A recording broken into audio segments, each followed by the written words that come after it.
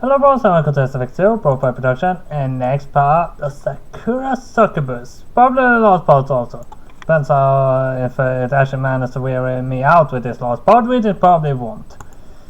So let's jump in where we left off. Ayu and Cosmos fighting at the side of the hot spring while Marina sits in the pool with me. And there's a unisex one, apparently. Well, I hope you're right. I don't want to hear any skulls being cracked. It'd be alright, even if they do crack a skull or two. We Succubus are awfully resilient. Fufu. Marina reclines in the hot spring beside me. Her ample bosom pushes up against her tights. Her long silvery hair trails in the warm water, and a serene smile plays about her lips. The sun has already set, and the moon is high in the sky. Its milky light pours down, illuminating the gentle slope of Marina's shoulders and the curves of her bare body. I still can't believe I'm on a retreat with Watsuki Marina of all people. She's older than Ayu and Cosmos, yes, but her mature charms are no less enthralling. In fact, I think she might even be more enthralling than they are right now. Oh? Marina must have caught my wandering gaze, because an amused smile plays about her lips. What are you thinking of, darling? Oh, nothing, really. Nothing. Marina leans in, her full breast pushing up against my arm. Are you sure? You're not hiding something from me, are you? No, I'm not, I swear. Heh, my cute dear Hiroki. Marina carries my cheek with her damp palm. You really are a bad liar. I can see you what you want. It's written all over your face. You want to have me. No, Shh. Marina presses the index against my lips. I understand how you feel. I understand completely. I'm incredibly attractive after all, and it has been a long while since we were lost together. Ayu and Cosmos appealing in their own ways, but they can't compete with my mature charms compared to me. They're still little girls. Now, why don't we leave them here? They can squabble in their own like the silly children they are, while we have some real fun. Marina's fingers dip beneath the trembling surface of the water. Slowly, her outstretched fingers glide towards my thigh. I feel her touch against my leg, and I gasp. What do you say? Shall we get going? Marina. I love to hold Marina's body close to mine and kiss her and caress her, but... Hey, that's no fair. You can't seduce my cameraman right in front of me, Marina.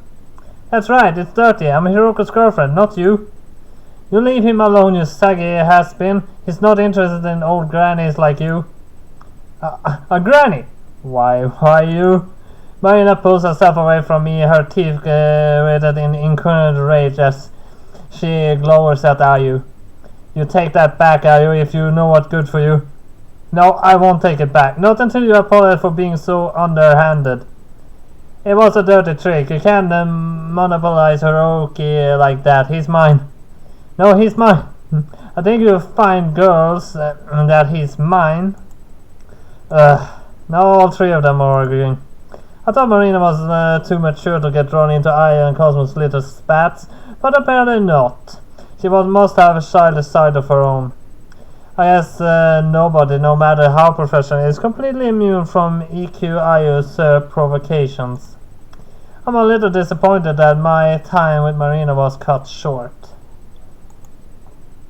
But I know as I recline in the hot springs that I have another chance. This week is only just beginning.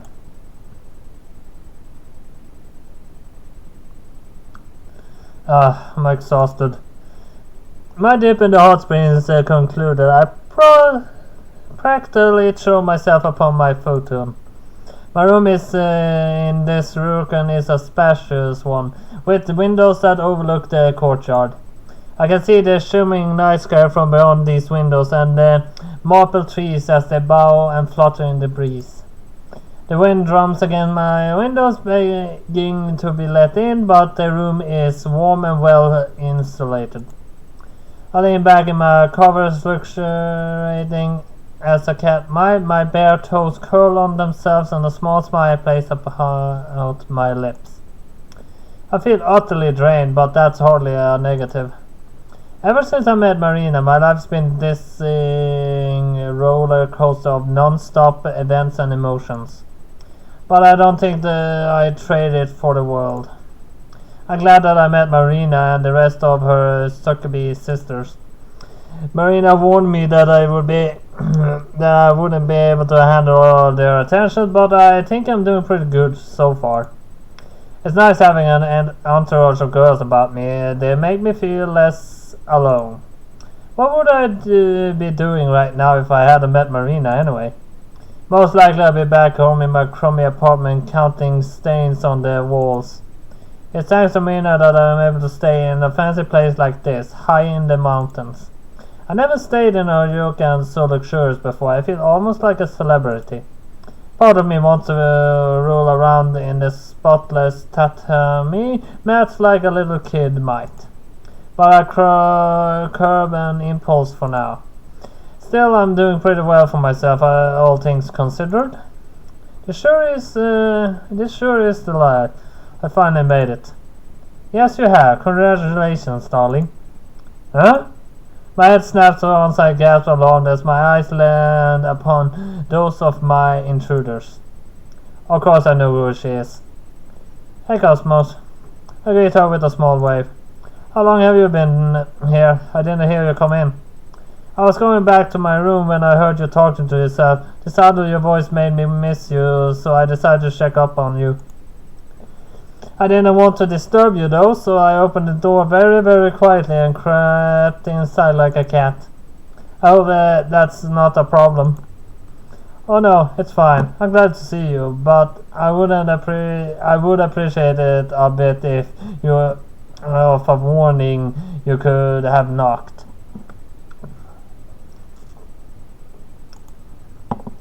Duly noted. I'll keep that in mind. Right then. Do you want to sit down? I would love to. Cosmos crosses the room, her stocking soles padding against the tatami mats and sits beside me on my futon. Her jacket sliding down her arm, revealing an ample amount of pink shoulder. Said shoulder is being bruising against me, her side pushed up against mine.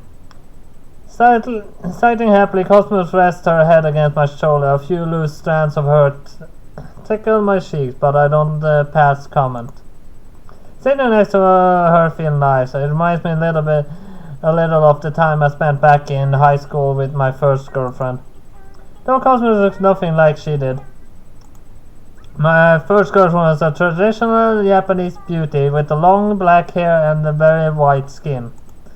She was her a demeanor, and she wore long dresses unlike Cosmos short. If I had to liken her to another girl, I'd probably compare her to the famous actress Yamamoto Hifumi. I don't know who that is. But that's neither here nor there. I haven't seen my ex-girlfriend in years. I doubt I ever meet Yamamoto Hifumi. Right now I'm happy that I can spend my time with a certified cutie like Cosmos. We're not known one another very long, but her presence is soothing and makes me feel at ease. And speaking of not knowing her all that long, hey Cosmos, I was wondering something. What? Do you have a family name? Marina is Wakatsuki and Ayu is EQ, but I not heard yours. It's Moretti. I thought about that actually, but I forgot it as fast. In another episode. Moretti. Is that Italian? My mother was a Succubus, but my dad was an Italian man. I inherited his name. Okay, so No, wait, that doesn't technically make sense. I mean, if I gonna go on that she is not not well, go back to the first demon of them all. It probably could be a mother, but I'm not sure. I'm not so sure if that she could be called a Succubus. She is the mother of all demons, so technically she could be called a Succubus, but not for sure. So Cosmo is Cosmos Moretti. I guess her name being the standard Western order since she's part Italian. Now I wonder if she speaks Italian. This reveal are pretty interesting. I didn't know Succubus women could have babies with human men, but I guess it stands to reason.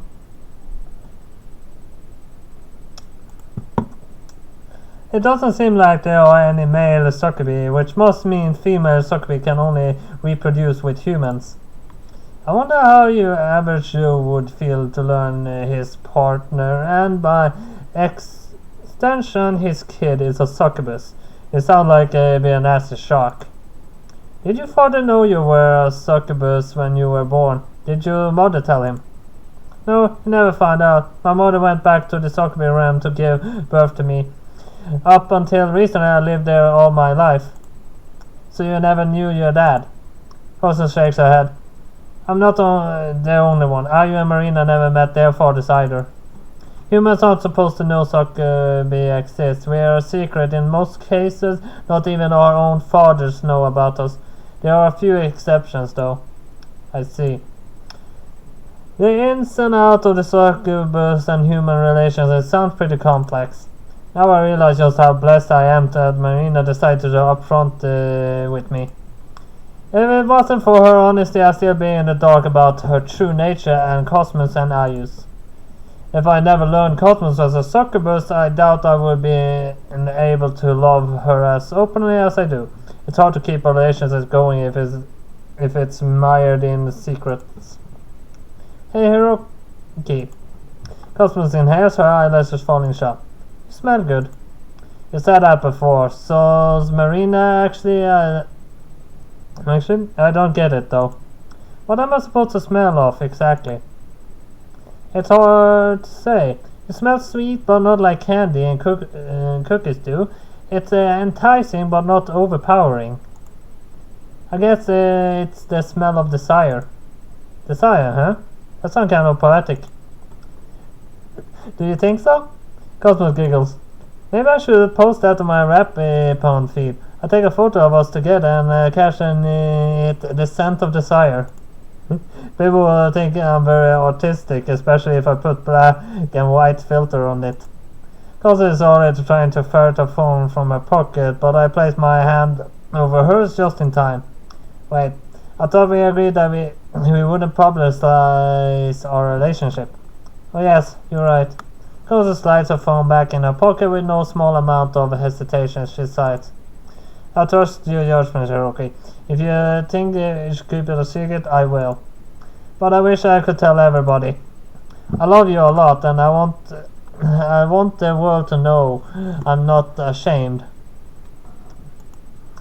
I'm not ashamed of you either, but to be honest, I think I'm punching in way over my weight.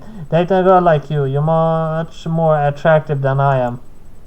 I'm sure if you showed my plain face to all your followers, they think the same. They say I don't deserve you. They start digging into my past and they ram my endlessly. They might even claim that I blackmailed you into this relationship. No! Cosmos slings to me her arms would possessively about my own. That isn't true. They're wrong. They never do anything that awful. I love you because I accept you accept me for who I am. I don't look down on me and you don't mock me. You're supportive and kind. And I smell of desire. Yes, you're wonderful. So don't put yourself down. I'm trying not to. I doubt your fans would be so kind though. That's sad, but you're right, I think. Cosmos sighs. I try to be optimistic, but But I know not everybody out there is kind. I receive a lot of hate comments myself from people online and other succubi. My sisters always used to tease me for being weird and awkward. They said so many cruel things. I started to believe them. Then I beat myself up too. I felt sad and lonely. But I'm happy now. I have my fans and I have you. You're very special to me and I won't let you go.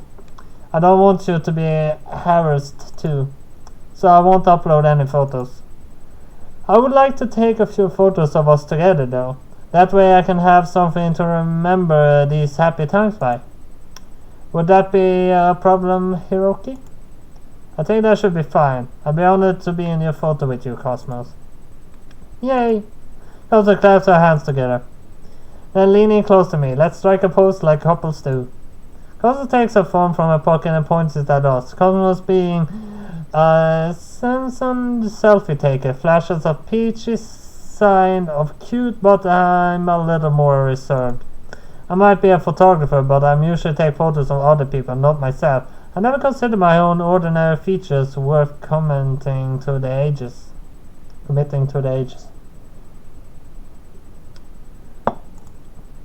But I guess my plainness is offset somewhat by Cosmo's presence. I look brighter than usual when I'm with her, happier maybe, I'm not sure. Cosmo is the same as my ex-girlfriend, but she brings out the best in me, and I care for her a lot. I don't quite know how to work my best angles like Cosmos does, but that doesn't matter. I throw out with the being self-conscious. Are you ready, Hiroki? I'm going to take it. I'm ready. I strike the moment Cosmos pushes her fingers down on the photo. I lean in, brightening my face even closer to hers and kiss her. Yeah! Cosmos wasn't expecting a kiss and she gasped, startled. A blush spreads across her cheeks all the way to the tips of her ears. She looks so funny I can't help but laugh. It's a cheerful laugh devoid of my usual self-consciousness. Though I worry a lot about Cosmos fans would say if they found out about us. I feel relaxed when I'm alone with her like this. Just as Cosmos trusts me, I trust her. As a fellow outcast, I know she won't sneer at me or deride me. She's very pure, innocent girl. Her penchant for half-naked posing now standing. I'm happy I have met her. I love all the succubi I met in the different ways, but Cosmos is special. She is a wonderful girlfriend.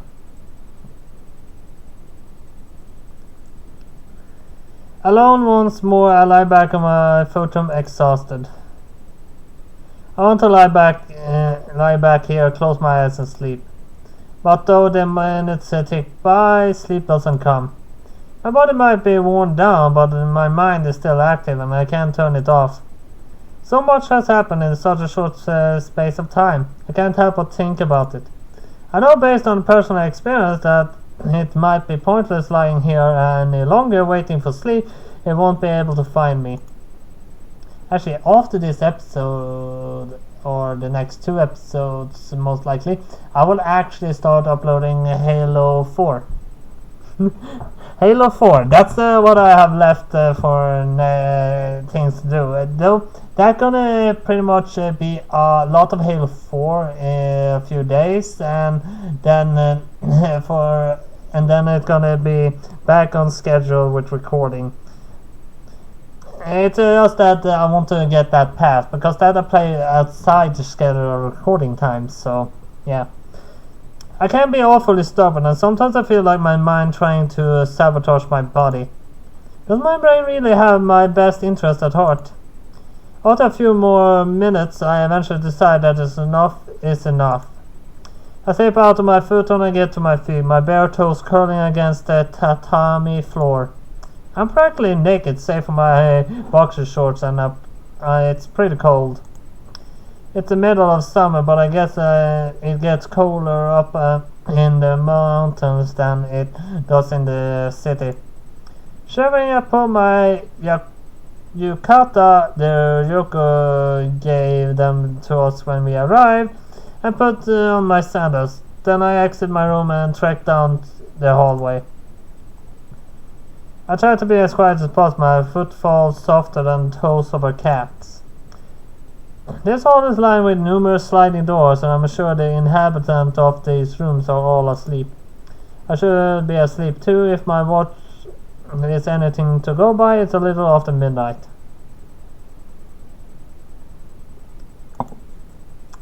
If only I could sleep at a normal time. My years of working overtime and pulling all-nighters must have catching up to me. Even on holiday, my sleep schedule is messed up. Not that it's really a holiday, I'm supposed to be taking photos for you. Oh well, that comes later. It's too late to worry about work now. I exited the room and closing the door behind me with a soft thud.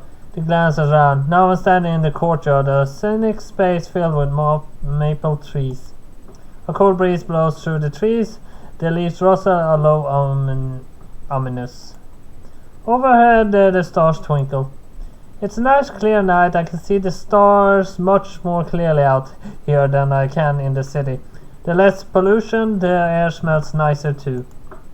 Now I had a chance to stretch my limbs. I feel like I'm finally ready to go to sleep. I turn ready to depart when... something catches my eye. I peer through the darkness, my eyes large like gauzy eggs. Everything feels vague, half-formed and mysterious. The garden is crawling with shadows.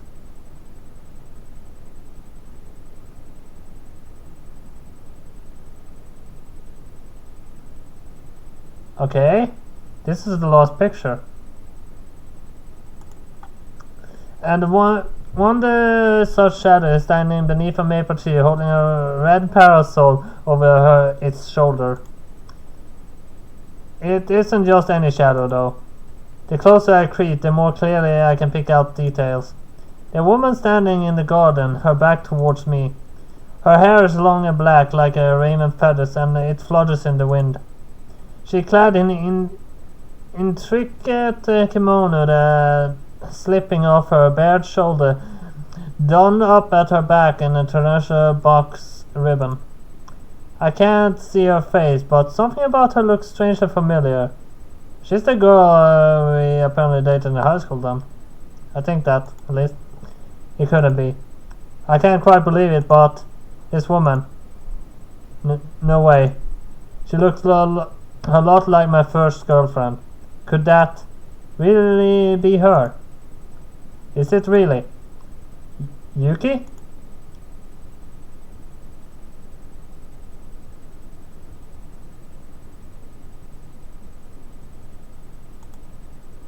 Oh, come on! You're really gonna leave it as such a cliffhanger?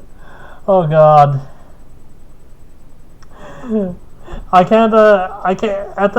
As of the moment, I can't afford the next one. But I get the money in a week's time. I'm gonna spend a little bit of money to make sure I get Sakura Succubus 2. Actually, but that's not just yet. Because what's next on the list is actually Sakura Night 2. I'm gonna have to do Sakura Night 2 because those left me a little much wondering. A little too much things that I know that I guessing with that, so I need to do that first. But let's say this: Sakura Succubus, one of the best Sakuras I read, for sure. Well then, next out is the end intro, as I always do. All the special photos up until the end will be out. And next time it's time for Sakura. So you will see that then, and then after that, after a few episodes again, it is the first episode of Sakura Night 2. So at least that's all I have for Sakura this time. So hit like and subscribe, and I'll see you next time in the next one. Bye bye.